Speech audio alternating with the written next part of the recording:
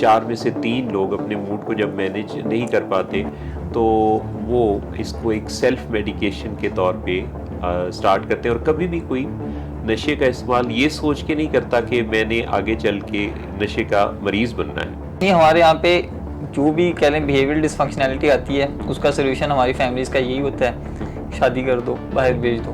तो अगर वो लड़की कहेगी कि तुम इसे छोड़ोगे या मैं तुम्हें छोड़ दूँ, तो वो कहेगा कि ये जो मेरा नशा है ये तो मुझे कभी रोकता टोकता नहीं है, हाँ जी, तो तुम तो मुझे मेरे ऊपर हर वक्त पहरा रखती हो, तो मेरे लिए फिर ये काफ़ी है। वो कहीं से कोई कर्जा लेता है तो फैमिली वो कर्जे चुका देती है। कर्जे चुका। अगर वो किसी शादी ब्याह में शिरकत नहीं कर पाता तो उसके बारे में झूठ बोलते हैं कि वो बहुत बिजी था इसलिए नहीं आ पाया, यानी अगर उसकी सोशल लाइफ खराब हो रही है। अगर उसके खिलाफ कोई FIR या कोई केस बनता है तो घर वाले ताल्लुकात इस्तेमाल करके उस केस से उसको बरी कराने की कोशिश करते हैं, यानी उसको नताइज भुगतने से प्रोसेस ही नहीं होने देते। जब उनको कर्जे उतारने पड़ते हैं, जब उनको उस पेशेंट की वजह से कई जगहों पे झूठ बोलने पड़ते हैं, कई जगह जब माएँ सो नहीं पाती, बाप रातों को जाग के पहरा देते हैं, जब वो खुद डिसफंक्शनल होने लगते हैं, तो तब किसी एक क्राइसिस के एपिसोड के नतीजा में वो सोचते हैं कि अब शायद इसे इलाज की ज़रूरत है।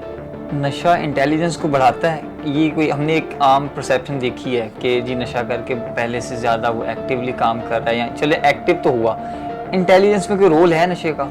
Not at all. कोई भी नशा करने वाला बंदा खुद चाह के बगैर इलाज के घर पे रहते हुए नशा छोड़ सकता है फैमिली के सपोर्ट के साथ। देखिए, विल पावर एक ट्रैप है।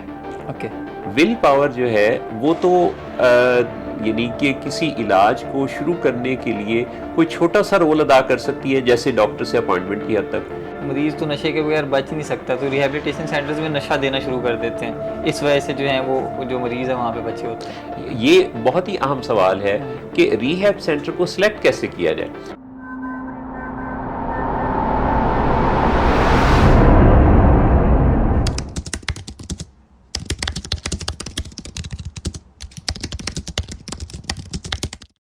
अस्सलाम वालेकुम and welcome to the insight room. This is Mohammad Asim, हाजिर हुआ हूँ एक और इम्पॉर्टेंट डिस्कशन के साथ।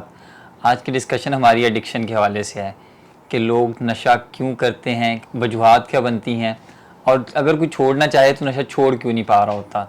इस टॉपिक पे बात करने के लिए हमारे साथ एक्सपर्ट मौजूद हैं। आपका नाम सर मोहसिन नवाज साहब है। आप पिछले 28 सालों से as a mental health counsellor और as an addiction expert willing ways में अपनी सर्विसेज सर अंजाम दे रहे हैं। इसके अलावा सोशल मीडिया प्रेजेंस की बात की जाए तो बड़ी ज़बरदस्त आपकी सोशल मीडिया फ़ैन फॉलोइंग है।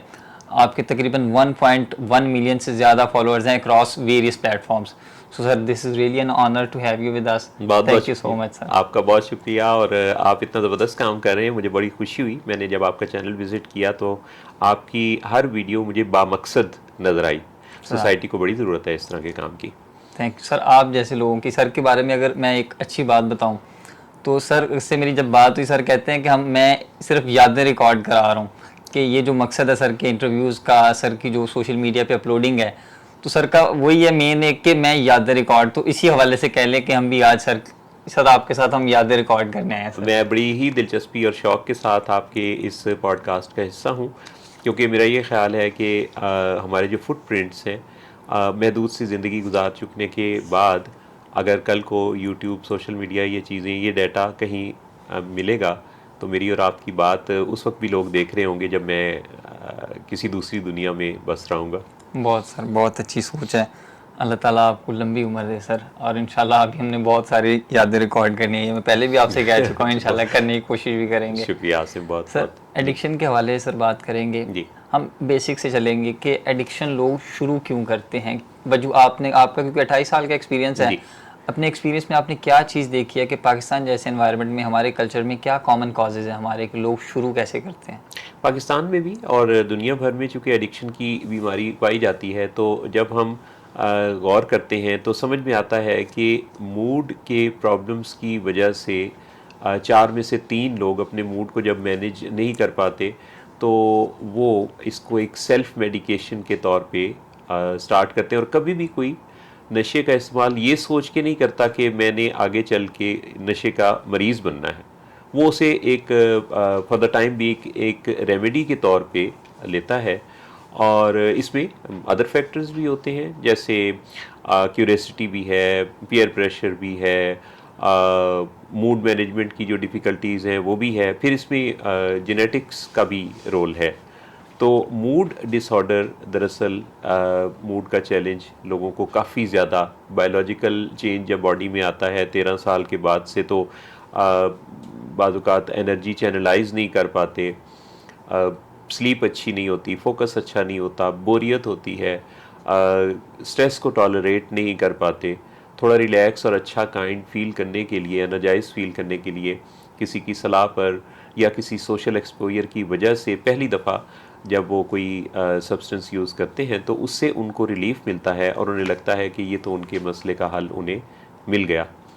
लेकिन उस वक्त उन्हें पता भी नहीं होता कि आगे चल के अगर वो उन 20% लोगों में शामिल हुए जिनकी बॉडी इसे मेटाबोलाइज करना छोड़ देगी, साथ नहीं देगी, तो फिर क्या बनेगा। तो वो आगे की उस वक्त नहीं सोच रहे होते, बल्कि वक्ती तौर पे रिलीफ को ही अपने लिए एक बेहतर सोल्यूशन के तौर पे देखते मैं हैं। चाहूँगा कि आप थोड़ा सा ना इसको एक्सप्लेन कर दें कि वक्ती तौर पे उन्होंने स्टार्ट कर लिया, मूड के इश्यूज़ आपने बताया, इसके अलावा मल्टीपल इश्यूज़ हैं, स्टार्ट कर लिया, जी अब जब उनकी वो चीज़ें स्टेबलाइज हो गई, जी इश्यूज़ उनके रिजॉल्व हो गए, जी देन क्या चीज़ है कि जिसकी वजह से वो कंटिन्यू रखते हैं? कुछ ब्रेन में चेंजेस आ जाते हैं या उनके बॉडी के कुछ बॉडी चेंजेस हैं जिनकी वजह से वो छोड़ नहीं पा रहे होते? देखिए, जब वो एक दो दफ़ा इस्तेमाल करते हैं तो ये ओकेजनल यूज़ से बात शुरू होती है, जी जी। और होते होते बहुत सारे लोग तो एक, यानी 80% लोग तो एक महदूद लेवल पर ही यूज़ रखते हैं ड्रग्स का, अल्कोहल का, बाकी चीज़ों का। लेकिन उसमें जैसे मैंने अर्ज़ किया कि जेनेटिक मेकअप ऐसा होता है जिस वजह से उनकी बॉडी या जिस्म उनका एक वक्त आता है कि उसके अंदर टॉलरेंस डेवलप हो जाती है, यानी वो उतनी डोज उनके लिए काफ़ी नहीं रहती। ओके। और जैसे शुरू में अगर कोई वीकली डोज पर था तो वो वीकेंड पर ड्रग्स का इस्तेमाल कर रहा था और उसे रिलीफ मिल रहा था। लेकिन फिर एक दिन ऐसा आता है कि जिस दिन उसे लगता है कि अब आज भी उसका मूड अच्छा नहीं है, तो वो वीकेंड का इंतज़ार नहीं कर पाता, वो आज भी वो डोज ले लेता है।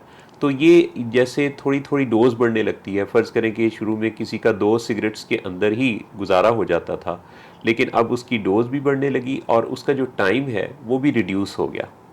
तो जब टाइम भी रिड्यूस हुआ और इधर से डोज बढ़ी, और फिर इसमें एक वक्त आया कि जो पिछली ड्रग्स वो यूज़ कर रहे थे, चूँकि हल्का अहबाब में भी ऐसे लोग ही शामिल होते हैं जो कि इसी किस्म की सॉल्यूशंस पर होते हैं, तो कोई दूसरा मशवरा देता है कि अगर उसका फ़ायदा नहीं हो रहा, क्योंकि उस मरीज़ को लगता है कि ये या तो ये खालिस नहीं है या इसमें से कोई बरकत उठ गई है, रेजिस्टेंस आ जाती है उनके अंदर, क्या ले। तो वो इस रेजिस्टेंस या जो एक बदमज़गी सी है या मज़े का कम होना है, इसको फिर और बेहतर करने के लिए स्विच करते हैं किसी दूसरी ड्रग की तरफ। तो एक से दूसरी ड्रग, और बाज़-औक़ात कोई मशवरा देता है, ऐसी रेसिपीज़ भी होती हैं जो एडिक्शन में होते हैं, बाकायदा एक दूसरे को रेसिपीज़ बता रहे होते हैं कि तुम वो करो और ये करो, या कुछ वो करो और साथ ये भी करो। तो इस तरह मिला के तो फिर ये अपने मूड को अच्छा करने की दवा के तौर पे इस्तेमाल करते हैं, और होते ये बड़े इंटेलिजेंट हैं। आपको मैं बताऊं आसिम के इस सारे अरसे के दौरान मैं डॉक्टर सदाकत अली, जो मेरे मेंटोर भी हैं, टीचर भी हैं, इस फील्ड के पायनियर हैं 50 ईयर्स से, उन्होंने ही पाकिस्तान में एडिक्शन के ट्रीटमेंट्स का आगाज़ किया। और विलिंग वेज जो पाकिस्तान की लीडिंग ऑर्गेनाइजेशन है, इसके साथ काम करते हुए डॉक्टर सदाकत जब अपनी सारी ट्रेनिंग्स जो अमेरिका से उन्होंने हासिल की, वो मुसलसल स्टडीज़ में रहते हैं, उनकी 25 से ज़्यादा बुक्स हैं और उनकी लिखी हुई किताबें इस फील्ड में एक सिलेबस का दर्जा रखती हैं। तो वो ये बताते हैं कि इस बीमारी में पता भी नहीं चलता कि कब यानी ये बीमारी साइकोलॉजी को मुतासिर करती है, आपकी फिजियोलॉजी को मुतासिर करती है, और होते होते एक वक्त फिर वो आता है कि उंगली उठने लगती है। इसीलिए इसको बायोसाइको सोशल स्पिरिचुअल डिजीज़ कहा जाता है, कि इसके अंदर मरीज़ खुद अपने आप को वैसे ही नहीं देख पा रहा होता जैसे हमारी आंखें सारी दुनिया को देखती हैं, पर हमारे अपने चेहरे को देखने के लिए हमें आईना चाहिए होता है। बिल्कुल ऐसे। तो सर इसके हवाले से एडिक्शन की बात करें, आपने ये सारी चीज़ बताई, आपने ना बड़ी इंपॉर्टेंट एक बात की है कि ये डिज़ीज़ है, और ये वही बंदा बात करता है जो इस फील्ड में काम कर रहा है, जो इनसे रोज़मर्रा ज़िंदगी में डील कर रहा है, आम बंदा है वो, इसको बीमारी तो पता ही नहीं है कि ये बीमारी है या नहीं है, ये एक आदत समझा जाता है जी। तो आप इसको किस तरह से कहते हैं कि आदत है कि बीमारी है? क्योंकि आपने भी एक वर्ड यूज़ किया बीमारी है, तो एडिक्शन आदत है कि बीमारी है? देखिए, एडिक्शन का जो लफ्ज़ी मानी है वो है इल्लत, यानी आदत और इल्लत में एक फ़र्क समझना पड़ेगा। आदत होती है जो फ़ायदेमंद होती है, इल्लत होती है जो लत जैसे पड़ जाती है। तो इल्लत जो है वो चीज़ है जो नुकसान देती है। किसी चीज़ का फ़ायदा होने की बजाय नुकसान होने लगना और चाहने के बगैर उसे ना छोड़ पाना, दिस इज़ कॉल्ड एडिक्शन। और एडिक्शन की बीमारी यूँ है कि ये जब आप इस पर डिपेंड करने लगते हैं, जब आपका गुजारा इसके बगैर नहीं होता, जब आपका मूड अच्छा नहीं रह पाता और आप अपनी यानी अपने आप को बेहतर बनाने के लिए इस पे डिपेंड करने लगते हैं, शुरू में मूड अच्छा करने के लिए और फिर मूड को इवन नॉर्मल रखने के लिए भी आपको काफ़ी डोज में ड्रग्स लेनी पड़ती हैं। तो सर एक बात में आपने बताया कि जी नशा एक टाइम प्लेस क्वांटिटी की आपने काइंड ऑफ बात की कि जब आपका कंट्रोल ना रहे। तो मैं इसमें ना एक चीज़ आपसे जानना चाहूँगा कि अगर हम वेस्टर्न वर्ल्ड की बात करें, वहाँ पे तो लोग अल्कोहलिक होते हैं, वो तो रूटीन में यूज़ करते हैं। हाँ जी, तो हम उनको एडिक्ट्स कहेंगे कि नहीं कहेंगे? क्योंकि हमारे यहाँ तो कोई भी अगर अल्कोहल यूज़ कर रहा है वो नशेई है। देखिए, इसमें ये चीज़ ख़ास याद रखने की है कि वहाँ या यहाँ, यानी दोनों जगहों पे या पूरी दुनिया में बीमारी का मैकेनिज्म एक ही रहता है जी। वहाँ भी अल्कोहल लेने वाला जो है वो सारे अल्कोहलिक नहीं बनते, और वहाँ भी ऐसा नहीं है कि अल्कोहल लेने वाले अल्कोहलिक होते ही नहीं।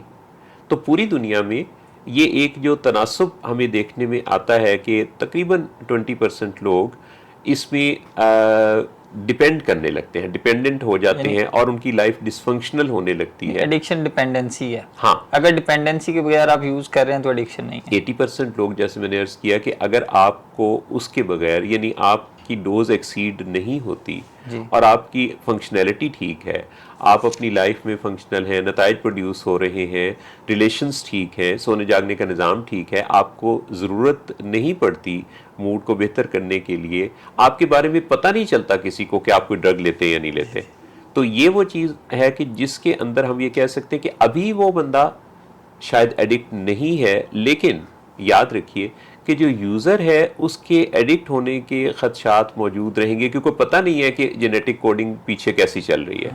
अच्छा सर, इसमें जेनेटिक की आपने बात की, मैं थोड़ी सी बात आपकी माज़ से काट रहा हूँ।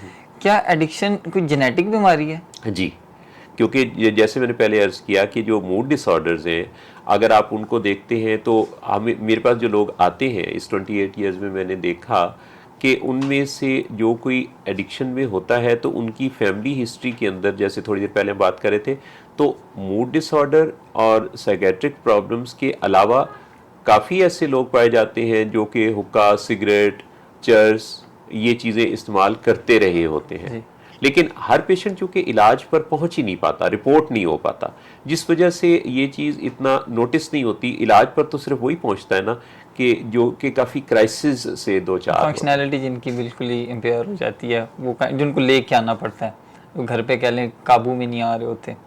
और ये जब फैमिलीज़ के साथ उनके कॉन्फ्लिक्ट्स बहुत ज़्यादा तसादुम का शिकार हो जाते हैं, तो उस वक्त फिर लोगों को जब यानी जो मैंने देखा है कि जब लोगों को अपने घरों में मौजूद नशे के मरीज से नुकसान पहुंचने लगता है, यानी उसकी अपनी ज़ात को नुकसान पहुंचना तो अलग चीज़ है, जब उस फर्द के ज़रिए अहले खाना के अदर मेंबर्स को भी किसी न किसी शक्ल में नुकसान पहुंचने लगता है, मसलन उनको लोगों की तरफ से एक फीडबैक मिलने लगता है, जब उनको कर्जे उतारने पड़ते हैं, जब उनको उस पेशेंट की वजह से कई जगहों पे झूठ बोलने पड़ते हैं, कई जगह जब माएँ सो नहीं पाती, बाप रातों को जाग के पहरा देते हैं, जब वो खुद डिसफंक्शनल होने लगते हैं, तो तब किसी एक क्राइसिस के एपिसोड के नतीजा में वो सोचते हैं कि अब शायद इसे इलाज की ज़रूरत है, वरना उससे पहले तो वो कुछ और काम करते रहते हैं। वो कुछ और काम क्या है? मरीज़ को अपनी जो एक जज्बाती अपील देकर कोशिश करते हैं कि मरीज़ नशे की बीमारी से बाज आ जाए। वो समझते हैं ये इसके इख्तियार का मामला है, चुनाचे वो उसको माएँ कई दफ़ा इमोशनल अपील देती हैं, कई दफ़ा फादर उनको धमकाते भी हैं, उनको आग कर देने की बातें भी होती हैं। कई दफ़ा वो दोनों बहुत ज़्यादा उनके लिए कोशिशें करते हैं उनको खुश करने की, जिससे उनको वो सोचते हैं कि हम इसे खुश करेंगे, इनकी पसंदीदा मॉडल की गाड़ियाँ, मोबाइल, लैपटॉप लेके देंगे तो उसके जवाब में ये हमें खुश करेंगे यानी नशा छोड़ देंगे। हालांकि वो उसके इख्तियार में नहीं होता। कई दफ़ा उसे बाहर भिजवा देते हैं अदर कंट्रीज़ में। वो सोचते हैं कि यहाँ से माहौल बदलेगा, लंदन, अमेरिका, दुबई कहीं चला जाएगा, ऑस्ट्रेलिया चला जाएगा तो ये ठीक हो जाएगा। हालांकि नज़रों से ओझल करके तो आप उसको उस जगह से भी एग्ज़िट दे रहे हैं जहाँ आप सपोर्ट सिस्टम उसे फ्राहम करके बेहतर ज़िंदगी पर ला सकते हैं। फिर उसकी शादी कर देते हैं। कई दफ़ा बहुत ज़्यादा ये चीज़ देखने में आती है कि वो शादी को इस मसले का हल समझते हैं। फिर एक शादी जो कि 1 साल के अंदर अगर कामयाब नहीं हो पाई, क्योंकि ज़्यादातर देखने में आता है कि शादियाँ भी कामयाब नहीं हो पाती, क्योंकि जब आप दुल्हन से रिहैब सेंटर का काम लेने के ख्याल से शादी करेंगे तो मरीज़ का तो एक डिपेंडेंस है नशे के ऊपर। तो अगर वो लड़की कहेगी कि तुम इसे छोड़ोगे या मैं तुम्हें छोड़ दूं, तो वो कहेगा कि ये जो मेरा नशा है ये तो मुझे कभी रोकता टोकता नहीं है। हाँ जी। तो तुम तो मुझे मेरे ऊपर हर वक्त पहरा रखती हो, तो मेरे लिए फिर ये काफ़ी है। ऐसे ये जो आपने सर जितनी वजूहात बताई हैं ना, और जो आपने चीज़ें बताई हैं कि लोगों की कॉमन प्रैक्टिसेस हैं, आपने एडिक्शन के हवाले से बताई हैं। मैंने क्योंकि 2 साल मैंने भी एक हॉस्पिटल में प्रैक्टिस की है। जी। जो साइकेट्रिक इलनेसेस दूसरी होती हैं उनमें भी यही मामला आते हैं जी। यानी हमारे यहाँ पे जो भी कह लें बिहेवियरल डिसफंक्शनैलिटी आती है उसका सोल्यूशन हमारी फैमिलीज़ का यही होता है, शादी कर दो, बाहर भेज दो, इस तरह की बेसिकली चीज़ें। जी। मैं वही आपसे जानना चाहूँगा कि फैमिलीज़ को डील कर किस तरह से कर, ये आपने बताया कि किस तरह से करती हैं। जी। जी। मैं आपसे फैमिली का रोल जानना चाहूँगा, पॉजिटिव रोल किस तरह से कोई भी फैमिली प्ले कर सकती है। यानी अगर हमारे माशरे में क्या होता है कि एडिक्शन के हवाले से पता चलता है तो पहला तो उनका रिएक्शन गुस्सा होता है, मारपीट के भी सारी चीज़ें होती हैं, और इस तरह के जो है नेगेटिव रिएक्शंस कह लें। जी। अब मैं रोल पे मुझे बताएं कि किस तरह से पॉजिटिव रोल प्ले किया जा सकता है कि बच्चे को रोका जा सके। एक चीज़ होती है वाइल्डली इम्पॉर्टेंट गोल, जिसे समझना बहुत ज़रूरी है कि जब आपका कोई प्यारा नोटिस होने लगे कि और पता चले कि ये ड्रग्स का इस्तेमाल कर रहा है, तो सबसे पहले क्या होता है? गुस्सा आता है। गुस्सा आता है, या वो सारे तरीके जो अभी थोड़ी देर पहले हम जिक्र कर चुके हैं, और उसमें एक तरीका जो जिक्र नहीं हुआ वो ये भी है कि लोग कई दफ़ा अपने ऐसे बच्चों को, प्यारों को उम्रा करवाते हैं। हाँ जी, ये कॉमन है, काफ़ी कॉमन है, काफ़ी कॉमन है। तो वाइल्डली इंपॉर्टेंट गोल की मैं बात कर रहा था कि वाइल्डली इंपॉर्टेंट गोल है कि इस वक्त जो नताइज भुगत रही है फैमिली, उन नताइज को डील करने के लिए सबसे पहले तो तसादुम की फ़ज़ा को डील किया जाए। यानी पहला काम लोग क्या करते हैं, नशा कोई करता है, पता चलता है तो उसे कहते हैं तुम नशा छोड़ दो, जो कि उसके इख्तियार में नहीं है। हालांकि पहला काम ये होना चाहिए कि घर में जो उसके नताइज प्रोड्यूस हो रहे हैं आपस में जैसे कतराने लगते हैं, एक दूसरे का सामना ही नहीं कर पाते, सामना करते हैं तो ताने देते हैं, बुरा भला कहते हैं, और फिर उसी पेशेंट को फैसिलिटेट करते हैं। इनेबल कैसे करते हैं? वो कहीं से कोई कर्जा लेता है तो फैमिली वो कर्जे चुका देती है। अगर वो किसी शादी ब्याह में शिरकत नहीं कर पाता तो उसके बारे में झूठ बोलते हैं कि वो बहुत बिजी था इसलिए नहीं आ पाया, यानी अगर उसकी सोशल लाइफ खराब हो रही है। अगर उसके खिलाफ कोई FIR या कोई केस बनता है तो घर वाले ताल्लुकात इस्तेमाल करके उस केस से उसको बरी कराने की कोशिश करते हैं।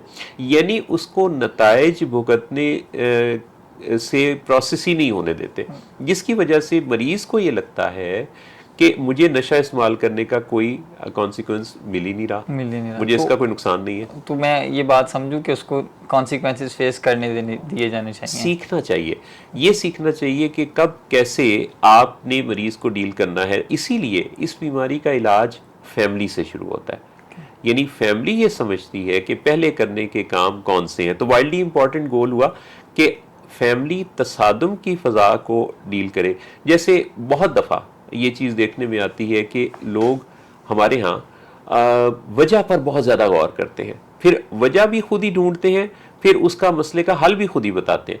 अब आप देखिए कि नॉलेज और स्किल्स के जिस लेवल पर किसी को कोई मसला दरपेश होता है, नॉलेज और स्किल्स के उस लेवल पर वो मसला हल नहीं कर सकता, क्योंकि अगर वो उस लेवल पर मसला का हल कर सकता होता तो उसको वो मसला आता ही ना। चुनाचे उसको नॉलेज और स्किल्स के उस लेवल को अपग्रेड करना होगा। दूसरी जानिब पेशेंट का डिजीज्ड ब्रेन जो है वो मैनिपुलेट कर रहा होता है अनजाने में। वो बहुत इंटेलिजेंट है, वो हाईली इंटेलिजेंट लोगों की चूंकि ये बीमारी है, जीनियस लोगों की बीमारी है, और जीनियस लोगों ही को दिमाग के अंदर तेजियों को, यानी बहुत ज़्यादा तेजियों को डील करने के लिए, थोड़ा काम और रिलैक्स फील करने के लिए ड्रग्स का सहारा लेना पड़ता है। तो थोड़ी सी यहाँ पे मैं आपकी बात कर लूँगा, बहुत माजरत। नशा इंटेलिजेंस को बढ़ाता है? ये कोई हमने एक आम परसेप्शन देखी है कि जी नशा करके पहले से ज़्यादा वो एक्टिवली काम कर रहा है, या चले एक्टिव तो हुआ, इंटेलिजेंस में कोई रोल है नशे का? Not at all. देखिए, आप जिस वक्त को देखते हैं बहुत इंटेलिजेंट पर्सन को नशा करते हुए, एक्चुअली वो जो उसकी कारकर्दगी सामने आई है वो उसकी नशे से पहले की जो ज़िंदगी में उसकी कामयाबियां थी, कोशिशें थी, वो उसका नतीजा थी। अब जब वो नशे में पड़ गया है तो अब ये कामयाबियों को ख़तरा पैदा हो गया है। लेकिन बज़ाहिर उस कहानी में क्या लग रहा है कि अगर किसी के हाथ में शराब की बोतल है और वो किसी कंपनी का सीईओ है, तो ऐसा नहीं है कि उसने वो शराब पी पी के कंपनी बिजनेस एम्पायर खड़ा किया है। वो अब उससे अपना मूड नहीं संभाला जाता, अपने आप को बेहतर नहीं किया जाता, तो अब उसके हाथ में जो बोतल है वो अपनी एक सेल्फ मेडिकेशन के तौर पे हाथ में पकड़े हुए है और उसको इस्तेमाल कर रहा है। तो ये एक कन्फ्यूजन है कि शायद अगर किसी कंपनी का सीईओ या कोई खिलाड़ी या कोई सेलिब्रिटी कोई ड्रग्स लेते हुए नजर आता है तो हमें लगता है कि अच्छा, इसका मतलब है कि ये करता है जिसकी वजह से इसको इतनी कामयाबियां और शोहरत मिली है या दौलतमंद हुआ है। तो एक्चुअली वो दौलतमंद या मशहूर या कामयाब हुआ होता है अपनी स्किल्स की बुनियाद पे, जैसे कि मैंने अर्ज किया कि ये जीनियस लोगों की बीमारी। लेकिन फिर एक वक्त आता है जब वो अपनी मेंटल पीस को कॉम्प्रोमाइज्ड देखता है, नींद ख़राब हो रही होती है, वो चूँकि उसके सोने जागने का निज़ाम भी अक्सर अगर आप देखें तो ऐसे लोगों में जिनके दिमाग में तेज़ियाँ होती हैं, जिनके अंदर बाइपोलैरिटी होती है, जैसे बाइपोलर डिसऑर्डर और बाइपोलर इन ऑर्डर की अगर हम बात करें, तो बाइपोलर इन ऑर्डर वाले लोग यानी टेंडेंसीज तो वो भी रखते हैं, लेकिन उनका अभी डिसऑर्डर नहीं है। लेकिन जब ये डिसऑर्डर में बदलता है तो उसके साथ साथ फिर उनकी लाइफस्टाइल के अंदर क्या तब्दीलियां आती हैं, उनकी नींद कॉम्प्रोमाइज़ हो जाती है, ताल्लुकात ख़राब होने लगते हैं, उनको बाज़ औक़ात छोटी छोटी उस बात पे भी गुस्सा आ जाता है जिस पर गुस्सा बनता नहीं, और बाज़ औक़ात बड़ी किसी बात पर भी गुस्सा नहीं आता। तो ये जो इसका एक मसला है जिसके अंदर पेशेंट और फैमिली दोनों को अलग अलग एड्रेस करने की ज़रूरत होती है, लेकिन फैमिली से इलाज स्टार्ट होता है। तो पेशेंट क्या करता है, पेशेंट अपनी महारत के साथ, कन्विंसिंग पावर बड़ी लाजवाब होती है पेशेंट की, वो कन्विंस करता है फैमिली को, गिल्ट इंड्यूस करता है। बाज़ औक़ात फैमिली जब उससे नशे की बात करती है कि तुमने ये फिर नशा किया है, तो वो इसका जवाब देता है कि बचपन में आपने मुझे प्यार जो नहीं दिया। अब फैमिली वजाहतों में पड़ जाती है, फैमिली कहती है कि नहीं, हम तो तुम्हें बहुत प्यार करते रहे हैं, हमने तो तुम्हें गाड़ी भी लेके दी, जो हमारे वसाइल थे सब तुम पे निशावर किए। तो वो कहता है खाक गाड़ी लेके दी है, मेरे फलां दोस्त के पास तो मर्सिडीज़ है, आपने मुझे जिस मॉडल की गाड़ी लेके दी है ये भी भला कोई गाड़ी है। यानी वो आपका मौजू तब्दील करने और आपको चेंज करने और आपके अंदर सिचुएशन को बिल्कुल डिफरेंटली डील करने के वो जज्बात उभार देता है कि आप भी भूल जाते हैं कि आप असल बात क्या कर रहे थे।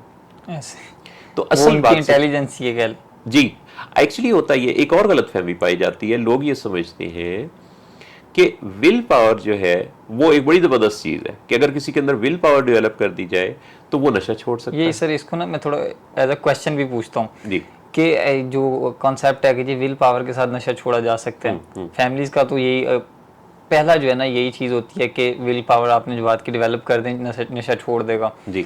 तो इसके बारे में आप क्या कहते हैं कि कोई भी नशा करने वाला बंदा खुद चाह के बगैर इलाज के घर पे रहते हुए नशा छोड़ सकता है फैमिली के सपोर्ट के साथ? देखिए, विल पावर एक ट्रैप है। ओके विल पावर जो है वो तो यानी कि किसी इलाज को शुरू करने के लिए कोई छोटा सा रोल अदा कर सकती है, जैसे डॉक्टर से अपॉइंटमेंट की हद तक। इस बात को आप यूं समझ लीजिए कि जैसे शुगर की बीमारी है, क्या शुगर की बीमारी विल पावर से ठीक हो सकती है? क्या किसी को अगर हम कहें कि भाई तुम अपने दिल बड़ा करो, इरादा करो, शेर बनो और अपनी शुगर को नॉर्मल कर लो या ब्लड प्रेशर को नॉर्मल कर लो, तो शुगर ब्लड प्रेशर की तरह वो तमाम बीमारियां जो कि मैनेजेबल डिजीज़ हैं, प्राइमरी क्राउनिक इलनेसेस हैं, उनको मैनेज करने के लिए विल पावर का रोल इतना ही है कि आप डॉक्टर के पास पहुंच जाएं।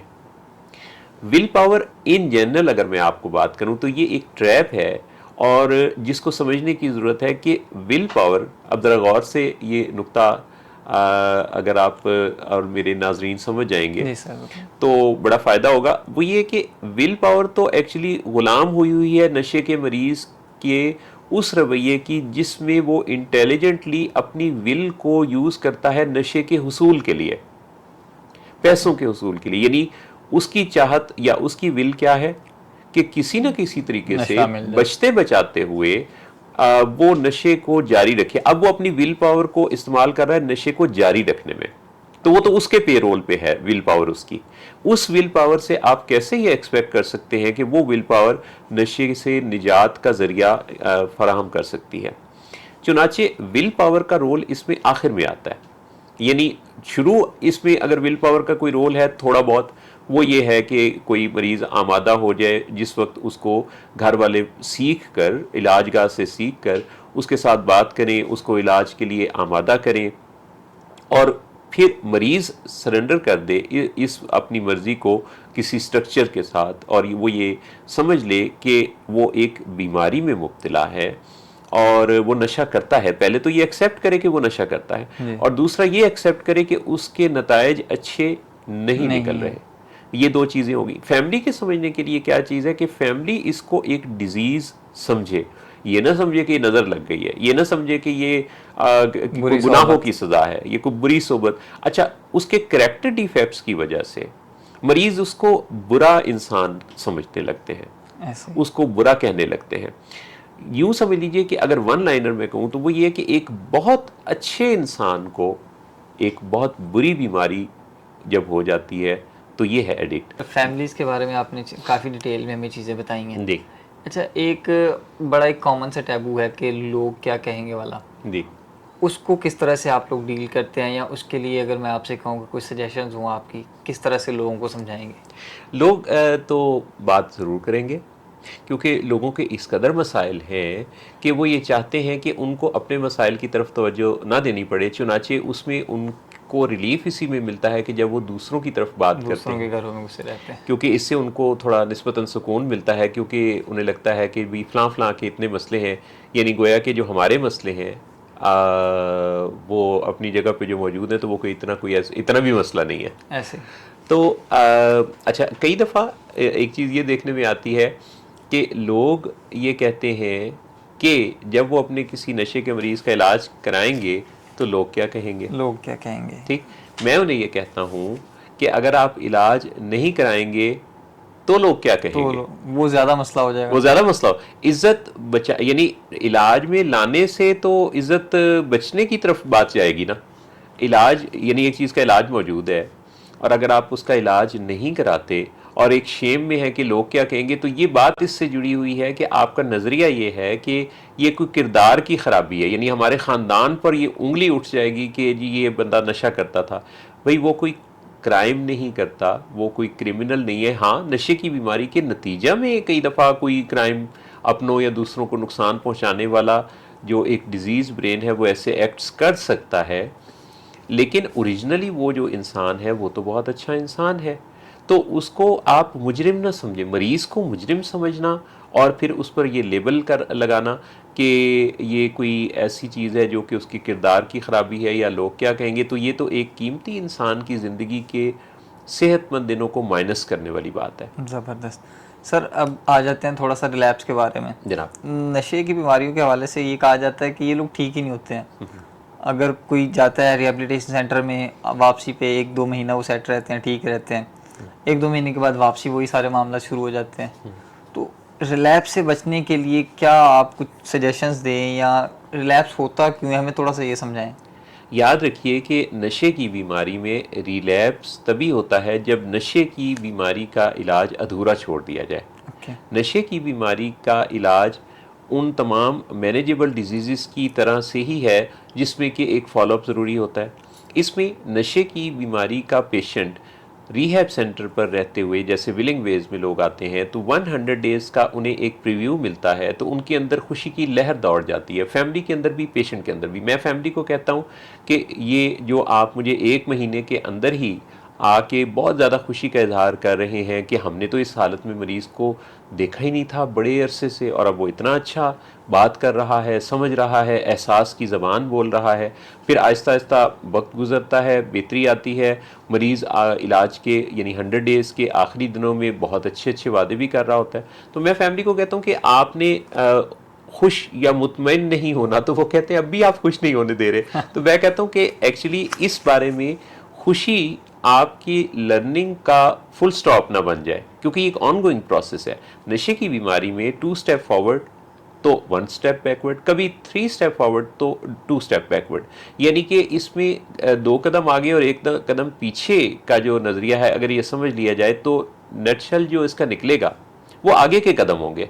लेकिन 100 दिन के बाद घर जब जाता है मरीज़, तो उसको वो जो पिछला यानी जो यूफोरिक रिकॉल है, क्योंकि नशे की बीमारी यादाश्त की बीमारी भी है, इसमें आपको नताइज कॉन्सिक्वेंसेस जो ख़राबियाँ मसाइल पैदा हुए थे वो मरीज़ को भूलने लगते हैं, और नशे के जो मज़े हैं वो याद आते हैं। इसीलिए इसमें फिर यूफोरिक रिकॉल और डिस्फोरिक रिकॉल को भी समझना पड़ता है। तो घर पे फैमिली ने हमारे तरीक़ों से डील कैसे करना है, ये सीख कर ही वो पेशेंट को रिलैप्स से बचा सकते हैं और प्रिवेंट कर सकते हैं। और फैमिली का सर एक्टिव रोल है कि ड्यूरिंग ट्रीटमेंट फैमिली को भी आना पड़ेगा रिहैबिलिटेशन सेंटर से। विलिंग वेज वो वाहिद रिहैब सेंटर है, पंजाब हेल्थ केयर कमीशन का वो वाहिद रजिस्टर्ड इदारा है जो कि अगले ही दिन फैमिली को पेशेंट से सीख कर मुलाकात करने की बात करता है और मुलाकात कराता है। Thank you so much sir, आपने अपने एक्सपीरियंस का, मेरे ख्याल से जो मैं अगर अपना पर्सनल पर्सपेक्टिव बताऊं, हमें बहुत मज़ा आया और उम्मीद करते हैं कि हमारे देखने वालों के लिए काफ़ी प्रोडक्टिव होगा। Thank you so much sir once again, आपने हमें टाइम दिया। मैं बहुत ममनून हूँ। हमारे देखने वालों को अल्लाह हाफ़िज़। अल्लाह हाफ़िज़।